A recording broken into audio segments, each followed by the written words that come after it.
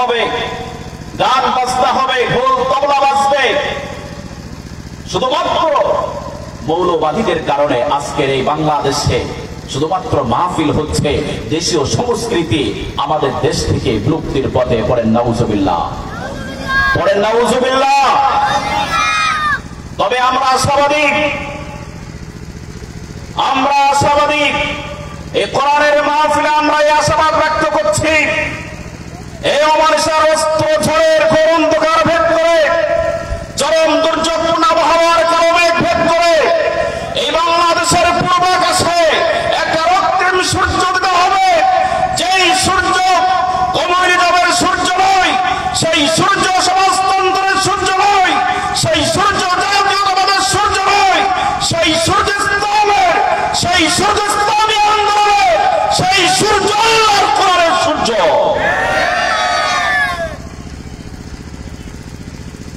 প্রিয় ভাইরা, এই বাংলাদেশে কোরআনের রাজ কায়েম হবে ইনশাআল্লাহ। পরে ইনশাআল্লাহ আমরা তার গন্ধ পাচ্ছি। কথা বুঝতেছেন? ওয়ামাকারু ওয়ামাকারাল্লাহ আল্লাহু খায়রুল মাকিরিন। আল্লাহ পাক হচ্ছেন সব ষড়যন্ত্রের জবাবদানকারী, ঠিক কিনা? আমরা কি কেউ কল্পনা করতে পেরেছিলাম যে শেখ হাসিনা এভাবেই করে এই বাংলাদেশের ক্ষমতার মসনদ থেকে নেমে দাদা বাবুদের দেশে চলে যাবে? কেউ কল্পনা করতে পেরেছিল? কেউ পারে নাই। আল্লাহ পাক তাদেরকে পতন করে দিয়েছেন। আর আজ বাংলাদেশে যারা চাঁদাবাজি করছে, টেন্ডারবাজি করছে, অবশ্যই আমরা বুঝতে পারছি, আমরা স্পষ্ট দেখতে পাচ্ছি আল্লাহ রাব্বুল আলামিন তাদেরকে যেভাবে পতন ঘটিয়েছে, আজকে যারা ক্ষমতার মসনদে বসতে চায় ঠিক একই পদে অবশ্যই তাদের পতন ঘটবে, পতন ঘটবে, পতন ঘটবে।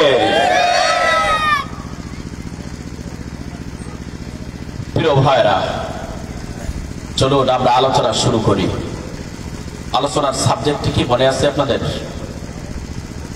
একজন বলেন তো, কথা বলছেন না কেন? মানব জীবনে ইসলামী রাজনীতির গুরুত্ব।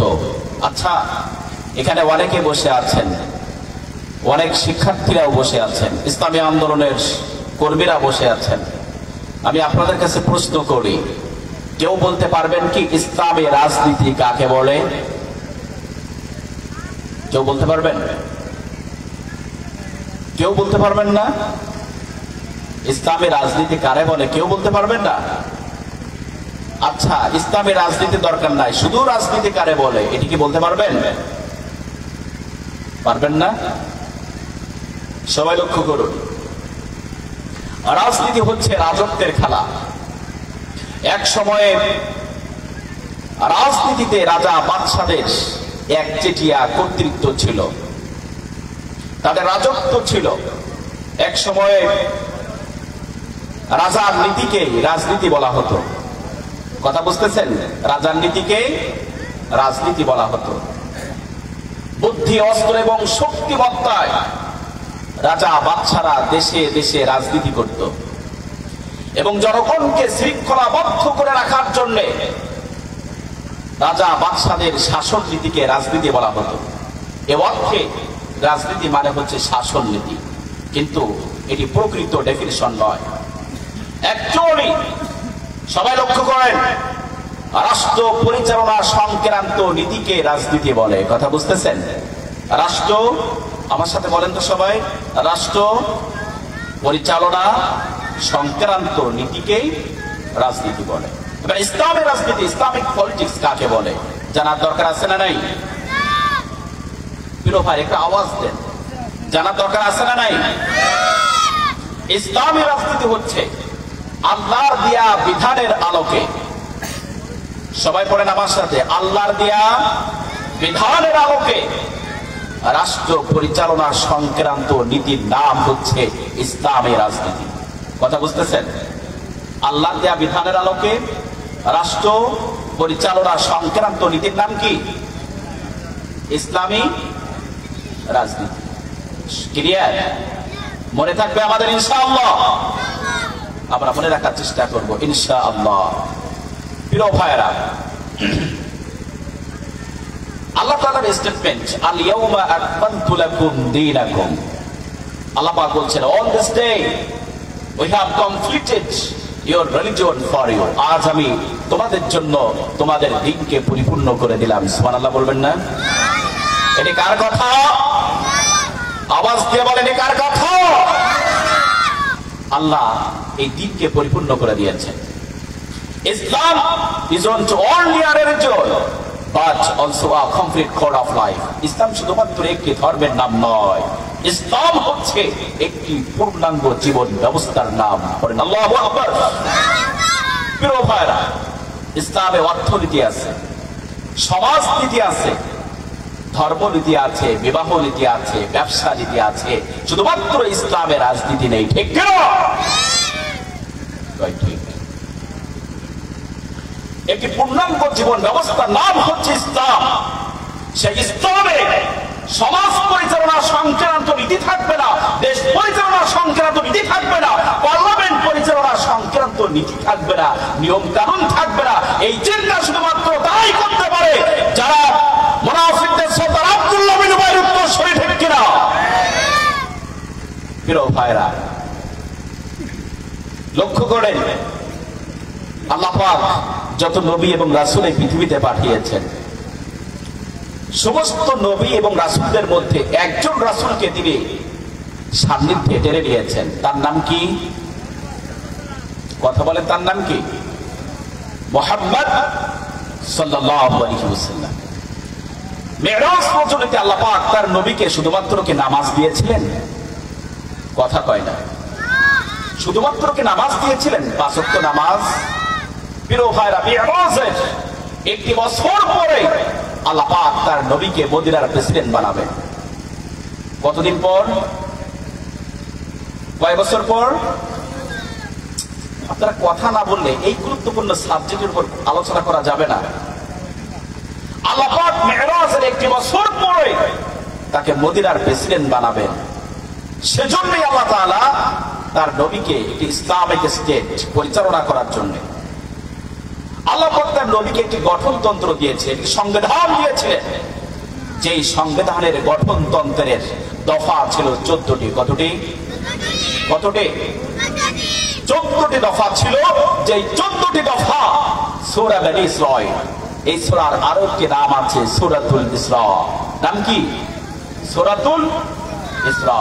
এই সূরার 28 থেকে 38 নম্বর আয়াত, এই 10টা আয়াত আল্লাহ তাআলা এই 10টি গঠনতন্ত্র, 10টি দফা তিনি চমৎকার ভাবে আলোচনা করেছেন। সুবহানাল্লাহ। প্রিয় ভাইরা, আল্লাহ পাক রাজনীতির নামে একটি সূরাও নাজিল করেছেন। করেছেন না? সেই সূরার নাম কি? আপনারা ইসলামী আন্দোলনকে এত বেশি মহব্বত করেন, ভালোবাসেন, শ্রীধরপুরবাসী, কিন্তু রাজনীতির নামে একটি সূরা আল্লাহ নাজিল করেছেন, সেই সূরার নাম আপনারা বলতে পারছেন না। সেই সূরার নাম হচ্ছে সূরাতুল মুলক। 29 নম্বর পারার প্রথম সূরার নাম কি? সূরাতুল মুলক। প্রিয় ভাইরা, আমার এই সমাজের মানুষ, দেশের মানুষ, তারা বিশ্ব নবীর টুপির সুন্নাত মানে, নবীজি দাড়ির সুন্নাত মানে, গোল পাঞ্জাবির সুন্নাত মানে, মিসওয়াকের সুন্নাত মানে, মিষ্টি খাওয়ার সুন্নাত মানে, কিন্তু বিশ্ব নবী রাজনীতি করেছেন, মদিনার প্রেসিডেন্ট হয়েছে, মদিনার আদালতের প্রধান বিচারপতির দায়িত্ব পালন করেছে। এই মানুষগুলি বিশ্ব নবীর এই রাজনীতির সুন্নাতকে তারা মানতে চায়? মানতে চায় না। আমি বলতে চাই, মুনাফিকদের সর্দার আব্দুল্লাহ বিন উবাইর চরিত্র আর তাদের চরিত্রের মধ্যে কোনো ডিফারেন্স নাই। আছে? আছে? কয়েকদিন আগে একজন নেতা বক্তব্য রাখছেন যে আপনারা রাজনীতি করেন ভালো, কোরআনের কথা বলেন, ইসলামের কথা বলেন, এটি ভালো জনসভায়, তবে ক্ষমতায় যাওয়ার জন্য, রাষ্ট্রীয় ক্ষমতায় যাওয়ার জন্য ইসলামকে পুঁজি করবেন না, কোরআনকে পুঁজি করবেন না। নাউজুবিল্লাহ বললেন না? নাউযুবিল্লাহি মিন যালিক। প্রিয় ভাইরা, লক্ষ্য করেন নবী করিম সাল্লাল্লাহু আলাইহি ওয়াসাল্লামকে আল্লাহ পাক মদিনার প্রেসিডেন্ট বানিয়েছিলেন না? কথা বলেন, মদিনার প্রেসিডেন্ট বানিয়েছিলেন না? তিনি প্রধান বিচারপতির দায়িত্ব পালন করেছেন। খোলাফায়ে রাশিদার চারজন খলিফা তারা প্রধান আপনার প্রেসিডেন্টের দায়িত্ব পালন করেছেন না? রাষ্ট্রপ্রধানের দায়িত্ব পালন করেছেন। অসংখ্য সাহাবেরা রাষ্ট্রপ্রধানের দায়িত্ব পালন করেছেন। আর এই মানুষগুলি কয় কি, এদের মাথায় কিছু নাই, কোনো বুদ্ধি শুদ্ধি নাই। ক্ষমতায় যাওয়ার জন্য, ক্ষমতার বাস্তবে বসার জন্য এরা পাগলের মতো আচরণ করা শুরু করেছে। ঠিক কিনা? প্রিয় ভাইরা, ইসলামের রাজনীতি আছে না নাই? একটা আওয়াজ দিয়ে বলেন আছে না নাই? কোরআনের রাজনীতি আছে না নাই? আপনি যদি এই স্লোগানকে বিশ্বাস করেন, ইসলামের রাজনীতি নাই, কোরআনের রাজনীতি নাই, আল্লাহর কসম করে বলি আপনার জীবনে যত নেক আমল আছে সমস্ত নেক আমলগুলি উত্তর মতো আমল লাগা থেকে ডিলেট হয়ে যাবে, ডিলেট হয়ে যাবে, ডিলেট হয়ে যাবে।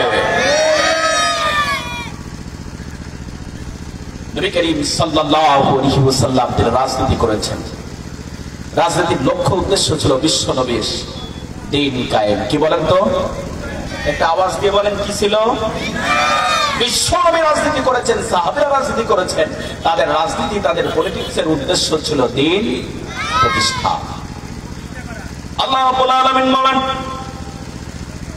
شرع لكم من الدين ما وصى به نوحا والذي أوحينا إليك وما وصينا به إبراهيم وموسى وعيسى أن أقيموا الدين ولا تتفرقوا فيه। আওয়াজ দিয়ে বলেন আল্লাহু আকবার। আল্লাহ পাক বলছেন, আকিমুদ্দিন ওয়ালা তাতাফাররাকু ফিহি। আকিমুদ্দিন, establish the religion and don't be divided therein। আল্লাহ পাক বলছেন তোমরা দিন কায়েম করো, আর এই দিন কায়েম করতে যে পরস্পর তোমরা বিচ্ছিন্ন হবে না, দলাদলি করবে না, নিজেদের মধ্যে তোমরা বিভেদ তৈরি করবে না। এই কথা কার কথা? কার? আল্লাহ কি বললেন? দিন কায়েম করো, দিন কায়েম করো। ইকামা, এটা হচ্ছে আরবি শব্দ। কি শব্দ? একটু আওয়াজ দিয়ে বলেন, কি শব্দ? প্রিয় ভাইরা, এই যে আলোচনা করছি, এই মাইক্রোফোনে এত সাউন্ড টানছে, কণ্ঠ তো ভেঙে গিয়েছে। আমি জিজ্ঞেস করলাম যে মাইক্রোফোনে সাউন্ড টানবে কিনা, সাউন্ড টানছে। এখন তো করার কিছু নাই, একটু গরম পানির ব্যবস্থা করবেন এখানে, তা না হলে আলোচনা করতে পারবো না। এত সাউন্ড টানছে, কেমনি আলোচনা করবো? এই যে যারা আপনারা এই মাহফিলে সার্ভিস দেন মাইকে, আপনাদের কিন্তু চিন্তা করা উচিত যে বক্তারা তো কথা বলতে পারবে, এমন মাইক্রোফোন, একটা ভালো মাইক্রোফোন আপনারা দেন না কেন? কেমনি আলোচনা করবো আমরা? প্রিয় ভাইরা, ইকামাত শব্দটি হচ্ছে আরবি শব্দ। কি শব্দ? আরবি শব্দ, যার লেক্সিক্যাল মিনিং হচ্ছে, শাব্দিক অর্থ হচ্ছে কায়েম করা, কায়েম রাখা, প্রতিষ্ঠা করা, প্রতিষ্ঠা রাখা। প্রিয় ভাইরা, ভালো করে লক্ষ্য করেন, যেখানে দিন কায়েম আছে সেখানে দিন কায়েম করা হচ্ছে মুসলমানদের উপর ফরজ দায়িত্ব। আর যেখানে দিন কায়েম নয় সেখানে দিন কায়েম করা মুসলমানদের উপর ফরজ দায়িত্ব। যেখানে দিন কায়েম আছে সেখানে দিন কায়েম রাখা মুসলমানদের উপর ফরজ দায়িত্ব।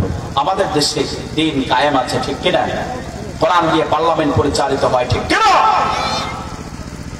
ঠিক। আমাদের দেশে দিন কায়েম আছে? আমাদের দেশে দিন কায়েম নাই। এই দিন কায়েম করার জন্য তো আমরা রক্ত দিচ্ছি, জীবন দিচ্ছি, ঠিক কিনা? প্রিয় ভাইরা, আমাদের দেশে দিন কায়েম নাই। এই দিন কায়েম করা সব মানুষের উপর ফরজ দায়িত্ব। কথা বুঝতেছেন? নামাজ পড়া কি? নামাজ পড়া, রোজা রাখা, হজ করা, যাকাত দেয়া, দিন কায়েম করা ফরজ। এই দিন কায়েম করবে শুধুমাত্র কি আমাদের এই জাকির ভাইরা? কথা বলেন। এই দায়িত্ব স্টেজে সভাপতি সাহেব বসে আছেন, এই দায়িত্ব কি সভাপতি সাহেবের না আমাদের সকলের? আমাদের সকলের উপর। প্রিয় ভাইরা, তবে আমরা আশাবাদ ব্যক্ত করছি বাংলার জমিনে কোরআনের রস কায়েম হবে ইনশাআল্লাহ। বলেন ইনশাআল্লাহ। আল্লাহ পাক বললেন তোমরা দিন কায়েম করো, আর দিন কায়েম করতে যে পরস্পর তোমরা বিচ্ছিন্ন হও না। প্রিয় ভাইরা, আমি যদি মনে করি এই বাংলাদেশে যত হুজুররা আছে, হুজুররা যদি মনে করে আমরা হুজুররা মিলে দিন কায়েম করব, সেটা কি সম্ভব হবে? আল্লাহ রাব্বুল আলামিন বলেন ওয়া'তাসিমু বিহাবলিল্লাহি জামিআন ওয়া লা তাফাররাকু। পড়েন আল্লাহু আকবার। আল্লাহ পাক বলছেন Hold fast to the rope of Allah wall together. তোমরা আল্লাহর রশিকে ঐক্যবদ্ধভাবে দৃঢ়ভাবে তোমরা আঁকড়ে ধরো। এটি কার কথা? কার কথা? আল্লাহর রশিকে তোমরা ঐক্যবদ্ধভাবে দৃঢ়ভাবে আঁকড়ে ধরো। আচ্ছা বলেন তো আল্লাহর রশি কি? আল্লাহর রশি কি? কথা বলেন, আল্লাহর রশি কি? আল্লাহর রশি হচ্ছে ইসলাম, আল্লাহর রশি হচ্ছে কোরআন। কথা বুঝতেছেন? ইসলাম আমাদেরকে ঐক্যবদ্ধ করে, কোরআন আমাদেরকে সংঘবদ্ধ করে। ঠিক কেন? প্রিয় ভাইরা, আজ আমাদের মধ্যে ঐক্য নাই, আমাদের মধ্যে ভেদাভেদ, সামান্য তুচ্ছ বিষয়কে কেন্দ্র করে আমরা নিজেদের মধ্যে দলাদলি করি। ঠিক কিনা? দলাদলি করি না ভাই? কথা বলেন।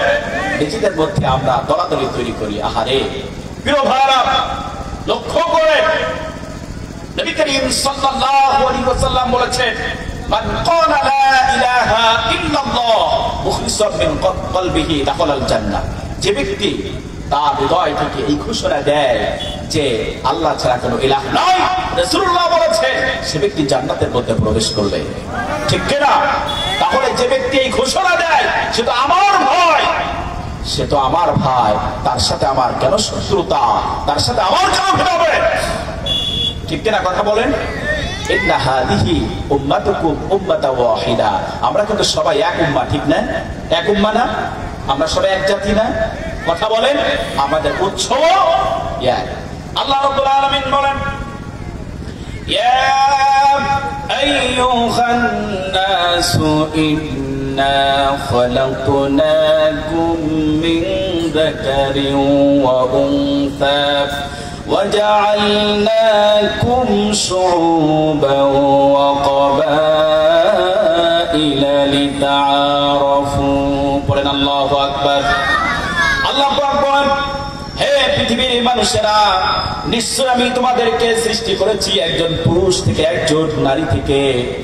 এরপর আমি তোমাদেরকে বিভিন্ন গোত্রে বিভক্ত করে দিয়েছি লিতাআরাফু, যাতে করে তোমরা একে অপরের সাথে পরিচিতি লাভ করতে পারো। প্রিয় ভাইরা, আমরা একজন পুরুষ থেকে একজন নারী থেকে এসেছি, ঠিক না? আমাদের সেই পুরুষটার নাম কি? আমরা যে পুরুষ থেকে এসেছি সেই পুরুষটার নাম কি? হযরত আদম আলাইহিস সালাতু ওয়াস সালাম। আদম না, আদম না, আমরা আদম বলি, কিন্তু আদম এটা কি আরবি শব্দ না? দাল জবর কি হয়? দ হয়। আদম, আদম আলাইহিস সালাতু ওয়াস সালাম। আর সেই নারীটির নাম কি?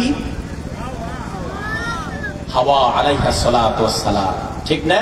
এই দুজন থেকে আমরা এসেছি। সুতরাং আমরা যারা এখানে আছি, আমরা কোনো না কোনো ভাবে একজন অপরজনের আত্মীয়। ঠিক কি না?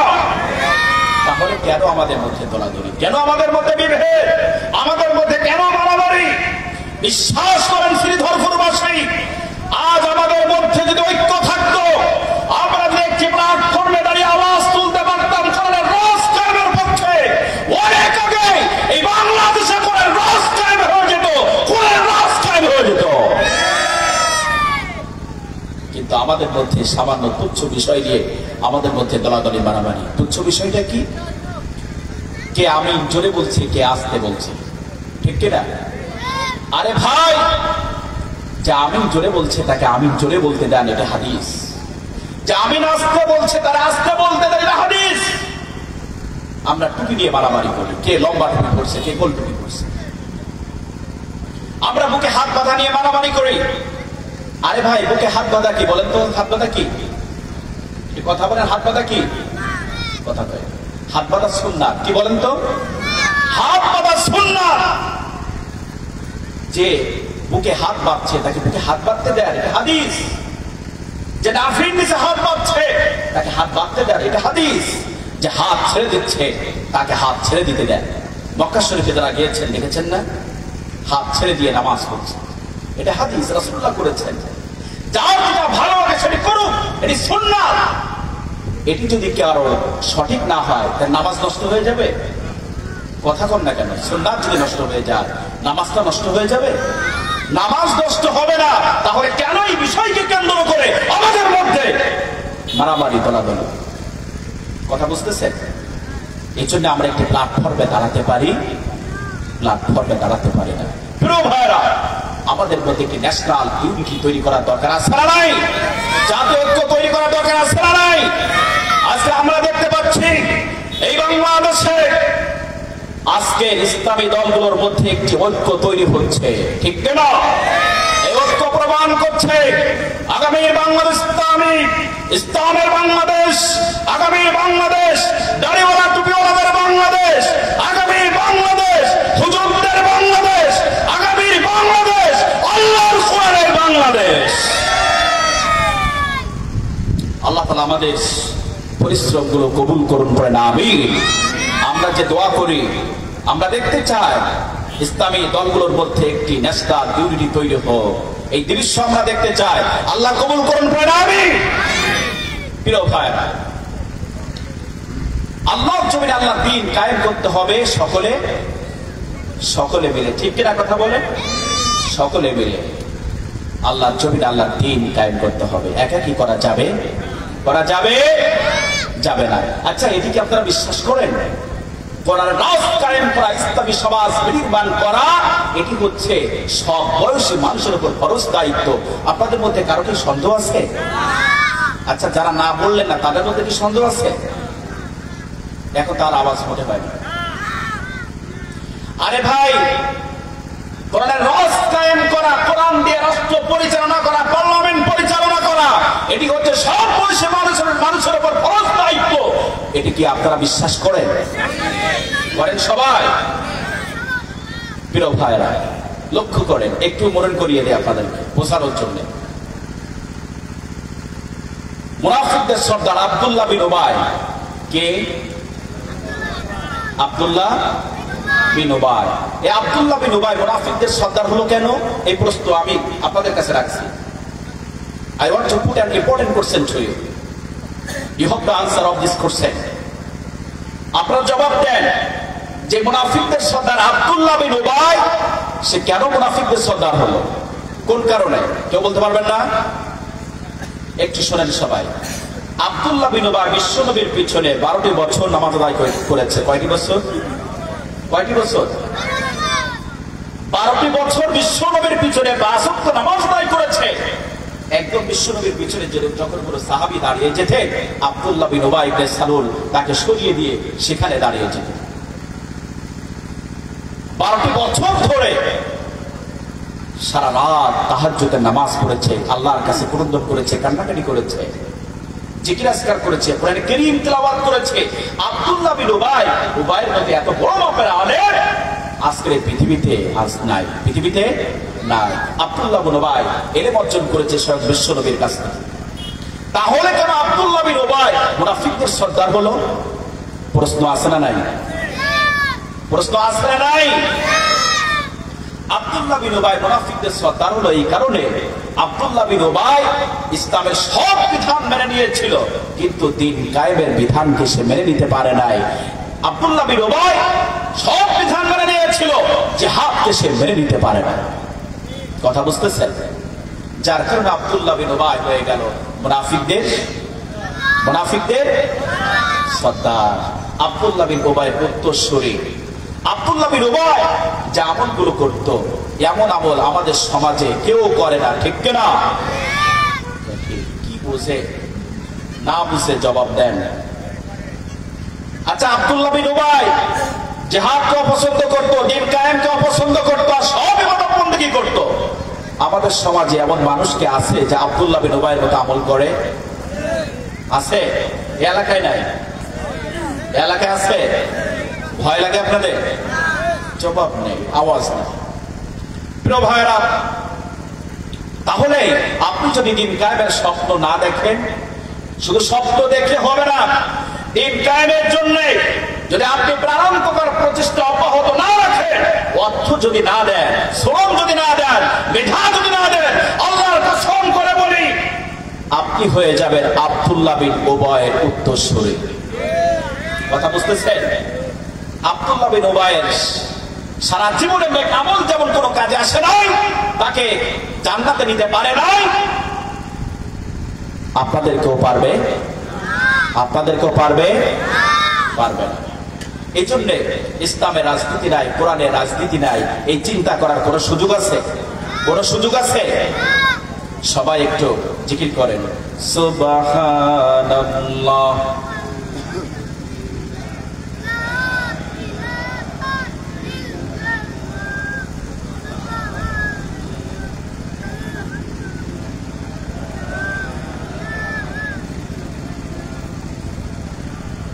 একটা চা বানাও আমার জন্য। গান শুনেছেন আপনারা? শুনেছেন? শুনেছেন? প্রিয় ভাইরা, এই গানটা গেয়ে সে এখন ভাইরা, একটা চা বানাও আমার জন্য গানটা গেয়েছে। এই গানটা এখন মনে করেন যে ব্যাপক পপুলার বাংলাদেশ। কথা বুঝতেছেন? প্রিয় ভাইরা, তাহলে ইসলামের রাজনীতি নাই, কোরআনের রাজনীতি নাই, এই চিন্তা করার কোন সুযোগ নাই। ইসলামী রাজনীতির লক্ষ্য এবং উদ্দেশ্য হবে আল্লাহর জমিনে আল্লাহর দ্বীন প্রতিষ্ঠা। আল্লাহ রাব্বুল আলামিন তার হাবিবকে বিশ্ব নবী মুহাম্মদুর রাসূলুল্লাহ সাল্লাল্লাহু আলাইহি ওয়াসাল্লামকে দ্বীন কায়েমের মহান দায়িত্ব দিয়ে পৃথিবীতে পাঠিয়েছেন। আল্লাহ রাব্বুল আলামিন বলেন, হুয়াল্লাযী আরসালা রাসূলাহু বিল হুদা ওয়া দীনিল হক ওয়াদিনিল হক লিইয়ুযহিরাহু আলাদ-দীনি কুল্লিহি ওয়া কাফা বিল্লাহি শাহীদা। পড়েন আল্লাহু আকবার। আল্লাহ পাক তিনি সেই সত্য যিনি তার রাসূলকে হিদায়াত দিয়া দ্বীনে হক দিয়ে পৃথিবীতে পাঠিয়েছেন, আর একটি মহান দায়িত্ব দিয়েছেন আল্লাহ পাক, ইউযহিরাহু আলাদ-দীনি কুল্লি। আল্লাহ পাক তার নবীকে যে দায়িত্ব দিয়েছেন to establish Islam over all the religion, এই পৃথিবীতে যত ধর্ম আছে, এই পৃথিবীতে যত আদর্শ আছে, এই পৃথিবীতে যত মতবাদ আছে, সব ধর্মের উপর ইসলামকে প্রতিষ্ঠার জন্য আল্লাহ রাব্বুল আলামিন তার হাবিবকে এই পৃথিবীতে পাঠিয়ে দিয়েছেন। ওয়া কাফা বিল্লাহি শাহীদা, আর সাক্ষী হিসেবে এই বিশাল আকাশ এবং বিস্তৃত জমিনের রব আল্লাহ রাব্বুল আলামিন তিনি নিজেই যথেষ্ট। সুবহানাল্লাহ। প্রিয় ভাইরা, তাহলে আল্লাহ পাক তার নবীকে কি দায়িত্ব দিলেন? আলোচনা কি এদিকে মনোযোগ আছে আপনাদের? কি দায়িত্ব দিলেন? দ্বীন প্রতিষ্ঠার দায়িত্ব। কি দায়িত্ব? দ্বীন প্রতিষ্ঠার দায়িত্ব দিয়ে আল্লাহ পাক তার নবীকে পৃথিবীতে পাঠিয়েছেন।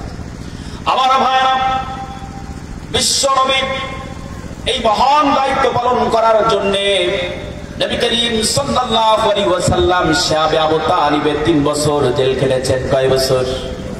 3 বছরের বেশি সময় জেল খেটেছেন। এই সমাজের মানুষগুলো, এ দেশের মানুষগুলো নিজেদেরকে বিশ্ব নবীর খাঁটি উম্মত হিসেবে দাবি করে, নবীজির দাড়ির সুন্নাত মানে, নবীজির মাথার সুন্নাত মানে, মিষ্টি খাবারের সুন্নাত মানে, বিশ্ব নবী দ্বীন প্রতিষ্ঠার জন্য জেল খেটেছে। আমাদের এই সমাজের কতগুলো মানুষ বিশ্ব নবীর এই সুন্নাত মানে মানে মানে কথা বলেন, মানে দ্বীন প্রতিষ্ঠার জন্য, ইসলামী সমাজ নির্মাণের জন্য এক ঘন্টা জেল খাটা বিশ্ব নবীর গুরুত্বপূর্ণ সুন্নাত। কথা বুঝতেছে?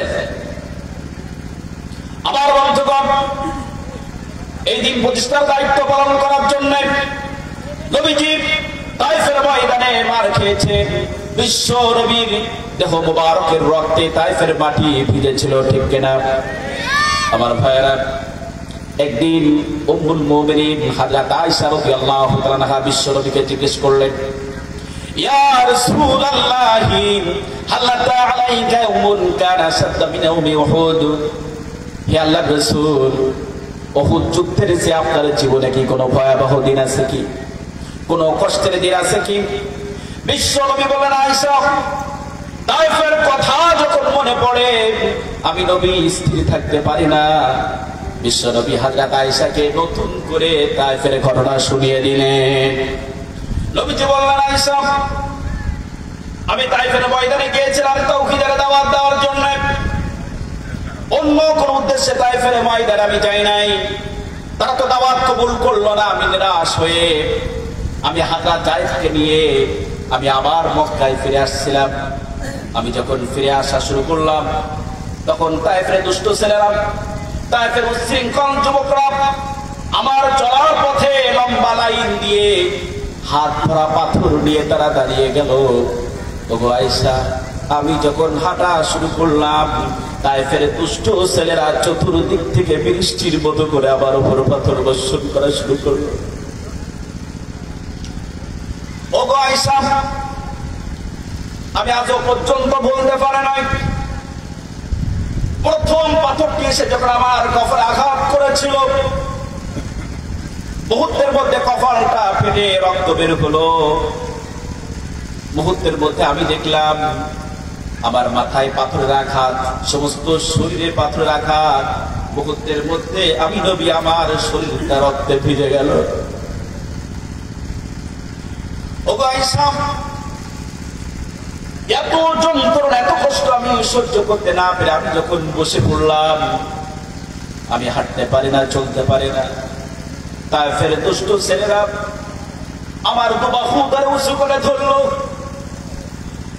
দুবাহু ধরে উঁচু করে ধরেছে। আবার তারা নতুন করে চতুর্দিক থেকে আমার উপর পাথর বর্ষণ করা শুরু করলো। ওগো আয়েশা, আমি তাকে দেখলাম, আমার সাথে ছিল হযরত জায়েদ, ছোট মানুষ। আমি তার দিকে তাকিয়ে দেখলাম তার নাক ফেটে, কপাল ফেটে, পাতা ফেটে তার শরীরটা রক্তে ভিজে গিয়েছে। ওগো আয়েশা, আমি সেন্সলেস হয়ে বেহুশ হয়ে জমিনে পড়ে গেলাম। আর ওই তায়েফের দুষ্টু ছেলেরা মনে করলো মুহাম্মদ মনে হয় পৃথিবী থেকে বিদায় নিয়েছে, আমি পড়ে গিয়েছি এই ভেবে তায়েফের উচ্ছৃঙ্খল যুবকরা আমাকে ফেলে রেখে চলে গেল। কিছুক্ষণ পরে আমার সেন্স ফিরে আসলো। আমার সেন্স যখন ফিরে এসেছে, আমি তাকিয়ে দেখলাম হযরত জায়েদ আমাকে নিয়ে হাউ হাউ করে কাঁদছে। ওগো আয়েশা, হযরত জায়েদ আমাকে ধরে একটু দাঁড় করালো। আমি হাঁটতে পারি না, এত ভীত সন্ত্রস্ত হয়ে পড়েছিলাম আয়েশা। আমার চোখের দৃষ্টি যেদিকে যাচ্ছিল আমি নবী সেদিকেই যাচ্ছিলাম। কোথায় যাব, কোন জায়গায় যাব আয়েশা গো, আমি নবী সেদিন বুঝতে পারছিলাম না। وأنا بقرب السعالي فرفعت رأسي فإذا أنا بسحابة قد ظلتني। আয়েশা, আমি যখন কর্ণ সাআলিব নামক স্তরে যখন গেলাম, আমার মাথাটা একটু উঠালাম, আকাশের দিকে তাকালাম। আমি তাকিয়ে দেখি এক খণ্ড মেঘ আমাকে ছায়া দিচ্ছে। জোরে বলুন সুবহানাল্লাহ। ওগো আয়েশা, ওই মেঘখণ্ডের ভিতরে আমি তাকিয়ে দেখলাম হযরত জিবরিল বসে আছেন। فناداني فقال إن الله قد سمع قول قومي। হযরত জিবরিল আমাকে ডেকে বললেন, ইয়া রাসূলুল্লাহ, আল্লাহর রাসূল, আপনার কওম আপনার সাথে যে ব্যবহার করেছে, যারা আপনার শরীরটাকে রক্তাক্ত করে দিয়েছে, আল্লাহ পাক আরশ আজিম থেকে সব দেখেছেন। আপনার সাহায্যের জন্য আল্লাহ রাব্বুল আলামিন পাহাড়ের ফেরেশতাদেরকে পাঠিয়ে দিয়েছে। বিশ্ব নবী বলেন, আয়েশা, মুহূর্তের মধ্যে ফেরেশতা এসে হাজির। ফেরেশতা এসে বলল, ইয়া রাসূলুল্লাহ, হে আল্লাহর রাসূল, আপনার দৃশ্য দেখে, আপনার শরীরটা রক্তে ভেজা দৃশ্য দেখে আকাশের ফেরেশতারা কাঁদতে কাঁদতে অস্থির হয়ে গেছে। হে আল্লাহর রাসূল, ফিমা শিতা ইন শিতা নুকবা আলাইহিমুল আখসাবাইন, হে আল্লাহর রাসূল, আপনি যদি অনুমতি দেন এই মক্কার দুদিকের পাহাড় একত্র করে তায়েফবাসীকে চাপা দিয়ে তাদেরকে মাটির সাথে মিশিয়ে দেয়। আমার নবীকে অনুমতি দিয়েছিলেন? আমার নবীকে আল্লাহ পাক আমার নবী অনুমতি দেন নাই। তার কারণ হলো আল্লাহ রাব্বুল আলামিন আমার নবীকে গোটা সৃষ্টি জগতের জন্য রহমাতুল লিল আলামিন করে পাঠিয়ে দিয়েছেন।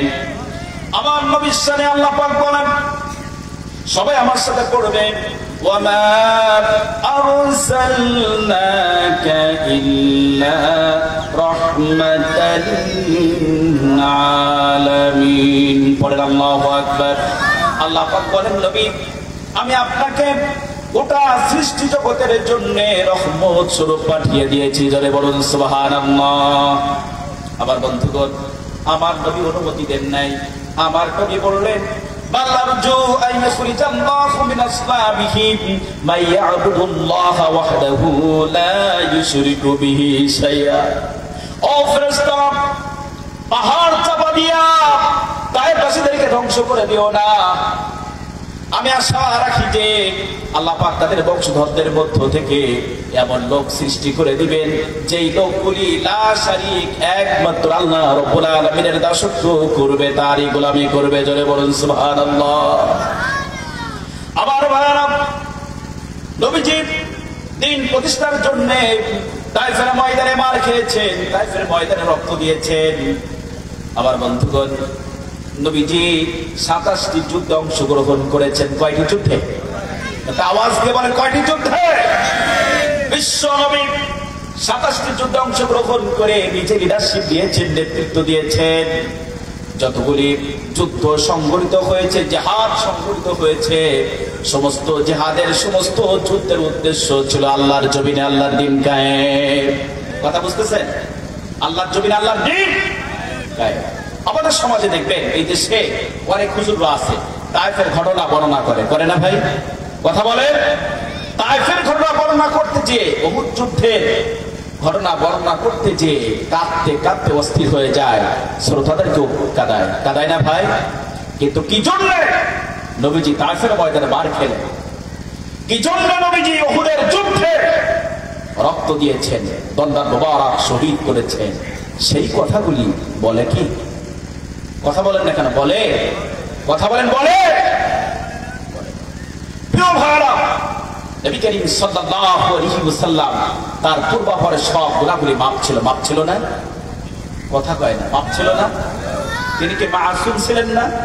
নিষ্পাপ ছিলেন, সব গুনাহ মাফ ছিল।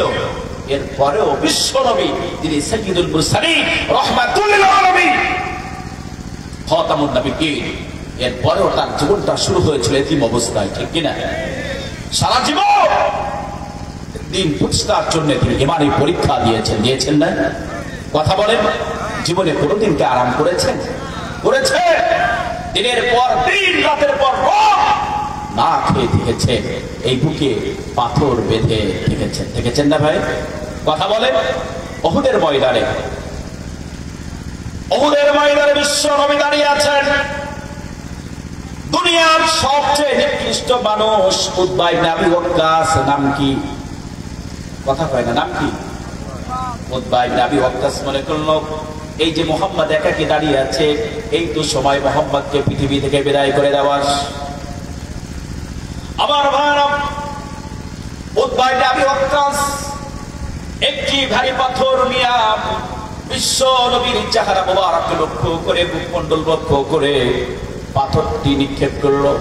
আর ওই পাথরটি এসে বিশ্ব নবীর ডান দিকের নিচের পাটির এই দাঁতে এখানে আঘাত করলো। মুহূর্তের মধ্যে একটি দাঁত পড়ে গেল। এই ছোটে মারাত্মক ক্ষত তৈরি হলো। ঠোঁট থেকে রক্ত এসে মুহূর্তের মধ্যে বিশ্ব নবীর জামা মোবারকটি ভিজে গেল। আমার বন্ধুগণ, আব্দুল্লাহ ইবনে শিহাব জুহরি তার হাতে ছিল তরবারি। আব্দুল্লাহ ইবনে শিহাব জুহরি তার তরবারি উল্টো পিঠ দিয়া নবীজির ডান কাঁধে আঘাত করলো। ওই আঘাতটি এত মারাত্মক ছিল যে নবীজিকে একটি মাস ধরে কষ্ট দিয়েছে। পাশে ছিল আব্দুল্লাহ ইবনে কামিয়া। আব্দুল্লাহ ইবনে কামিয়ার হাতেও ছিল তরবারি। বিশ্ব নবীর মাথায় ছিল লোহার হেলমেট, যুদ্ধের হেলমেট। আব্দুল্লাহ ইবনে কামিয়া তরবারি উল্টো পিঠ দিয়া নবীজির ডান চোয়াল মোবারকে আঘাত করলো। করুণ ইতিহাস, আঘাত করার সাথে সাথে লোহার একটি আংটা বিশ্ব নবী চোয়াল মোবারকের মধ্যে ঢুকে গেল। আব্দুল্লাহ ইবনে কামিয়া তরবারি দিয়া বিশ্ব নবীর বাম চোয়ালে আঘাত করলো। আঘাত করার সাথে সাথে লোহার একটি আংটা বিশ্ব নবীর চোয়াল মোবারকের মধ্যে ঢুকে গেল। আমার নবীজি বেহুশ হয়ে পড়ে গেলেন। নবীজি বেহুশ হয়ে একটি উহুদের ময়দানে গর্তের মধ্যে পড়ে গেলেন। নবীজিকে তো আর দেখা যায় না। চতুর্দিকে সংবাদ হলো মুহাম্মদ শহীদ হয়ে গিয়েছে। হযরত আবু বকর কাঁদেন, হযরত ওমর কাঁদেন, হযরত ওসমান কাঁদে, আলী কাঁদে, হযরত ফাতিমা রাদিয়াল্লাহু তাআলা আনহা পিতার জন্য কাঁদতে কাঁদতে অস্থির। হযরত আবু বকর উহুদের ময়দানে চিৎকার করে বলে, বুঝলাম মুহাম্মদ সাল্লাল্লাহু আলাইহি ওয়াসাল্লাম শহীদ হয়েছেন, তাহলে মুহাম্মদ সাল্লাল্লাহু আলাইহি ওয়াসাল্লামের দেহ মোবারকটি কোথায় পড়ে আছে? সাহাবীরা পাগলের মতো খোঁজা শুরু করলেন। খুঁজতে খুঁজতে বিশ্ব নবীর প্রিয় সাহাবী হযরত কাব বিন মালিক রাদিয়াল্লাহু তাআলা আনহু, তিনি খুঁজতে খুঁজতে গর্তের কাছে যেয়ে দেখলেন নবীজি পড়ে আছেন বেহুশ অবস্থায় গর্তের মধ্যে। হযরত কাব বিন মালিক গর্তের মধ্যে নামলেন। নেমে তিনি নিশ্চিত হলেন বিশ্ব নবী এখনো জীবিত আছেন। হযরত কাব বিন মালিক গর্ত থেকে উঠলেন, উহুদের ময়দানে চিৎকার করে বললেন, হে আল্লাহর নবী সাহাবীরা তাড়াতাড়ি আসো, বিশ্ব নবী মুহাম্মদুর রাসূলুল্লাহ সাল্লাল্লাহু আলাইহি ওয়াসাল্লাম এখনো জীবিত আছে। আল্লাহু আকবার। মুহূর্তের মধ্যে 30 জন সাহাবী চলে আসলেন। হযরত আবু বকর আসলেন, হযরত ওমর আসলেন, ওসমান আসলেন, আলী আসলেন, হযরত ফাতিমা রাদিয়াল্লাহু তাআলা আনহা তিনি আসলেন।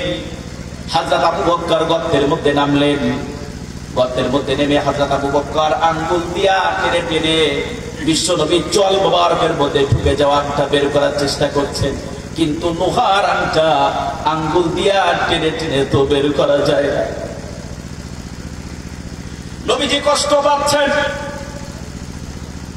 পাশে দাঁড়িয়ে দাঁড়িয়ে ফুপায় ফুপায় কাঁদতেন বিশ্ব নবীর প্রিয় সাহাবী হযরত আবু উবাইদা রাদিয়াল্লাহু তাআলা আনহু। হযরত আবু উবাইদা রাদিয়াল্লাহু তাআলা আনহু তিনি আবু বকরকে বললেন, আবু বকর, নবীজি তো আরো বেশি কষ্ট পাচ্ছেন, তুমি আমাকে একটু সুযোগ করে দাও।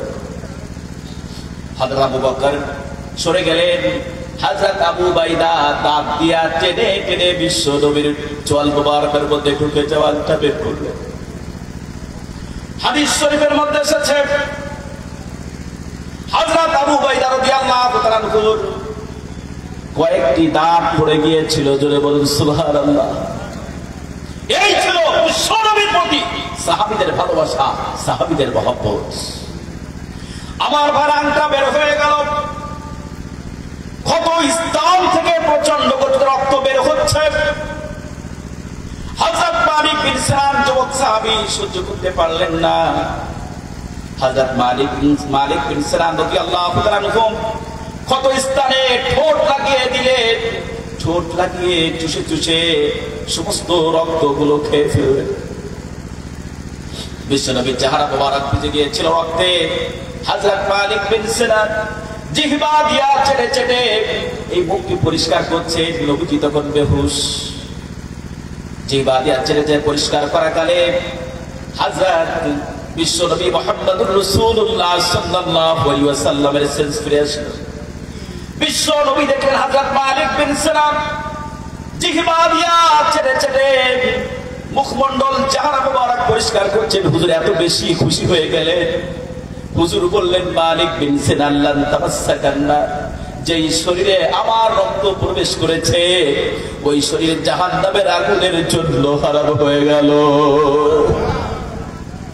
সুবহানাল্লাহ, সুবহানাল্লাহ। এটাই হচ্ছে সাহাবীদের ভালোবাসা ছিল, সাহাবীদের মহব্বত ছিল। আজকের আমার দেশে এক শ্রেণীর মানুষ, এক শ্রেণীর তারা বিশ্ব নবীর আশিক হিসেবে দাবি করে, মিলাদ কিয়াম করে, আরো কত কিছু করে, কিন্তু বিশ্ব নবী দিন প্রতিষ্ঠার জন্য রক্ত দিয়েছেন। দিন প্রতিষ্ঠার জন্য নবীজি দণ্ডান মোবারক শহীদ করেছেন। সাহাবায়ে কেরাম অসংখ্য সাহাবীরা রক্ত দিয়ে জীবন দিয়েছে। এই পথে এই হুজুরগুলো হাঁটে, এই পথে হাঁটে, কথা বলেন, এই পথে হাঁটে।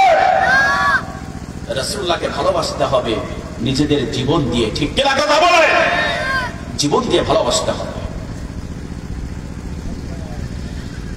হৃদয়ে মুহাম্মদ, চেতনায় মুহাম্মদ, জীবনে মুহাম্মদ, মরণে মুহাম্মদ।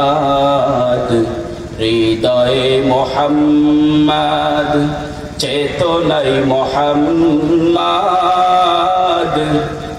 জীবনে মুহাম্মদ, মরণে মুহাম্মদ। হৃদয়ে মুহাম্মদ, স্মৃতিতে তায়েফ আমার, স্মরণে মুহাম্মদ। বেদনায় উহুদ আমার, প্রেরণায় মুহাম্মদ। হৃদয়ে মুহাম্মদ। আল্লাহুম্মা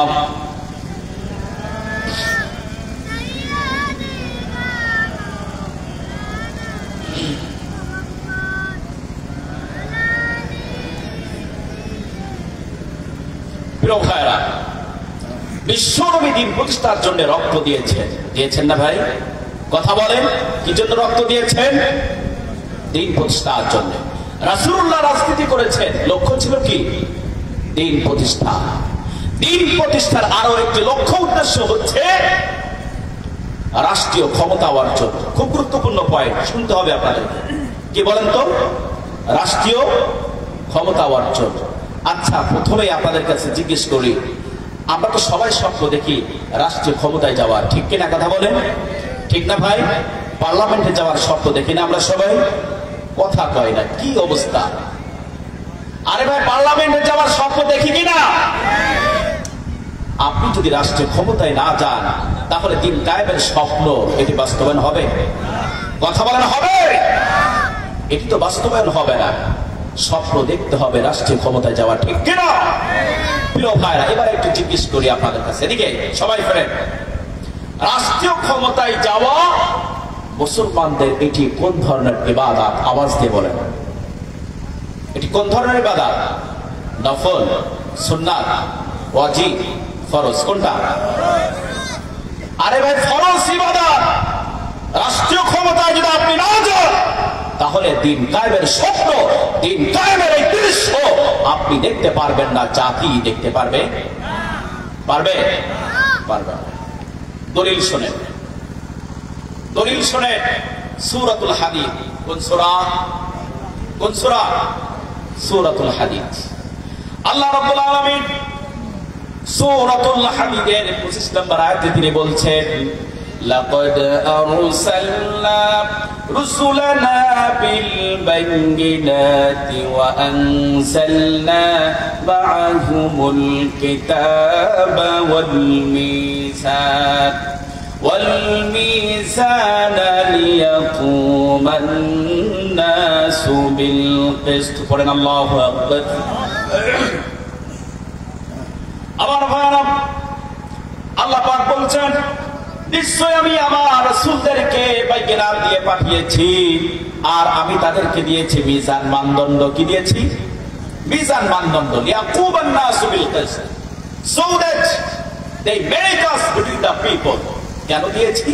যাতে করে যেন তারা, মিজান দিয়েছে এজন্য যাতে করে যেন তারা মানুষের মধ্যে ন্যায় বিচার সুবিচার প্রতিষ্ঠা করতে পারে। বলেন সুবহানাল্লাহ।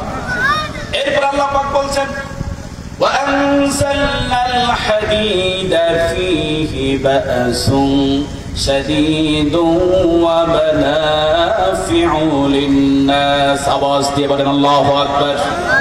আল্লাহ পাক বলেন we have sent down the iron, আমি লোহা নাযিল করেছি।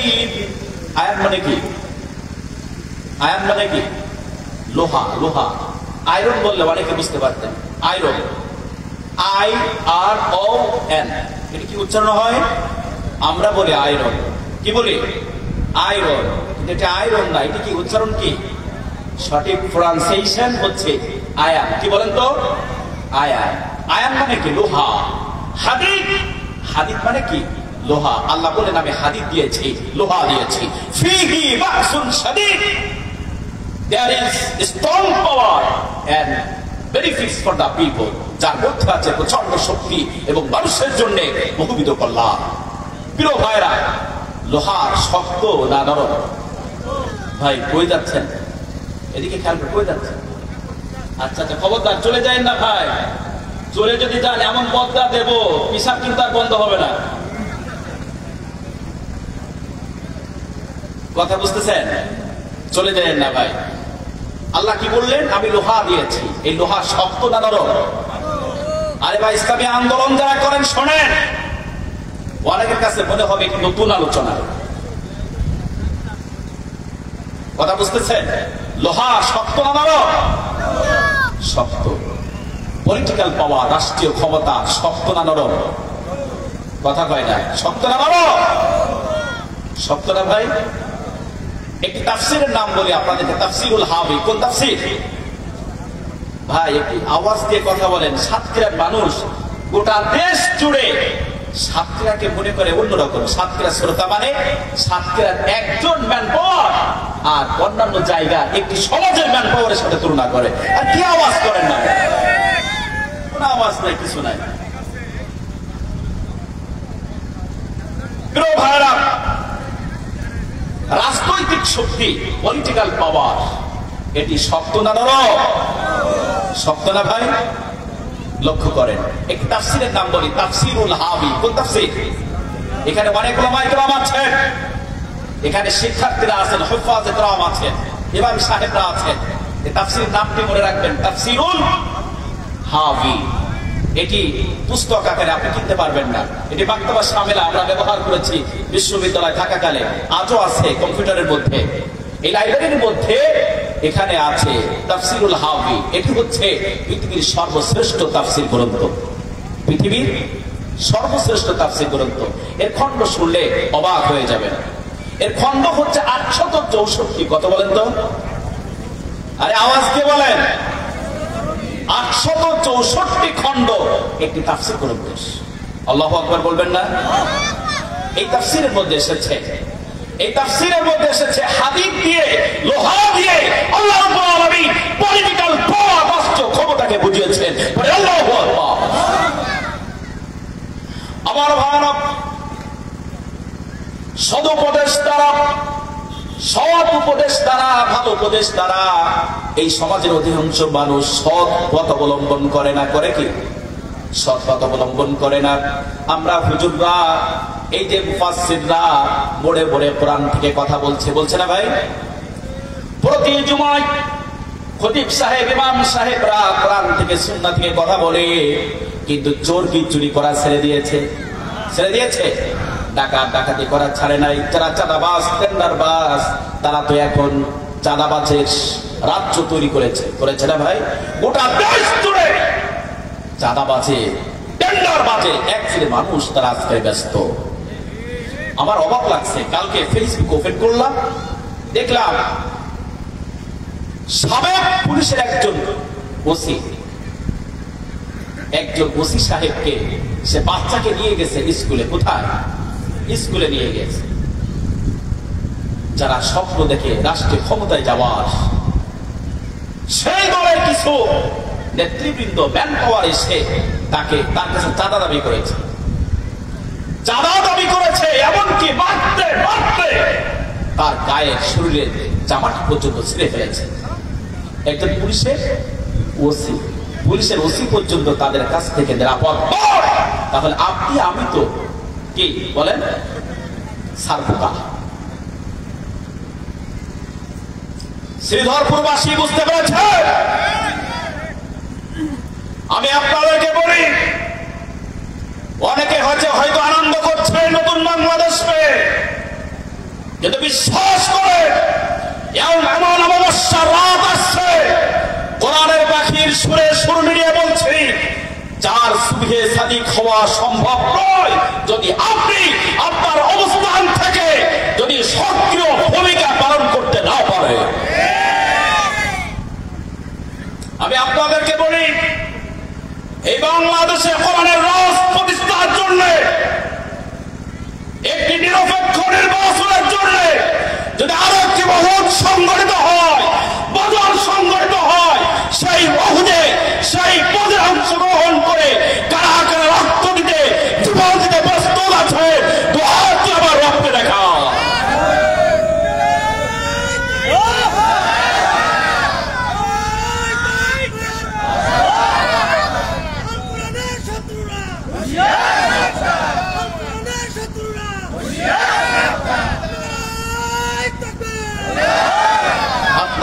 হাত নামান প্রিয় ভাইরা,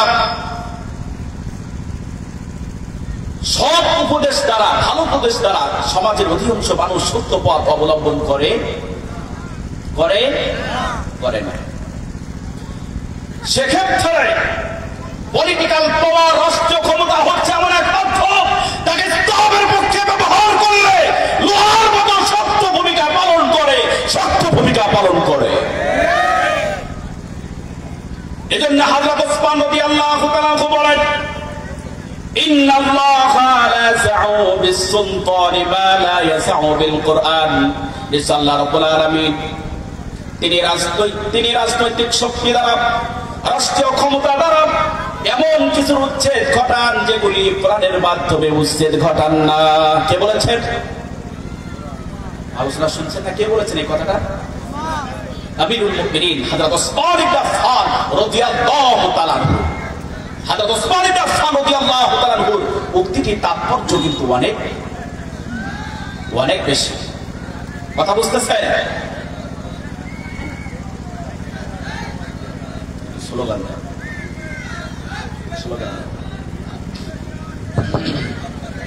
মেরা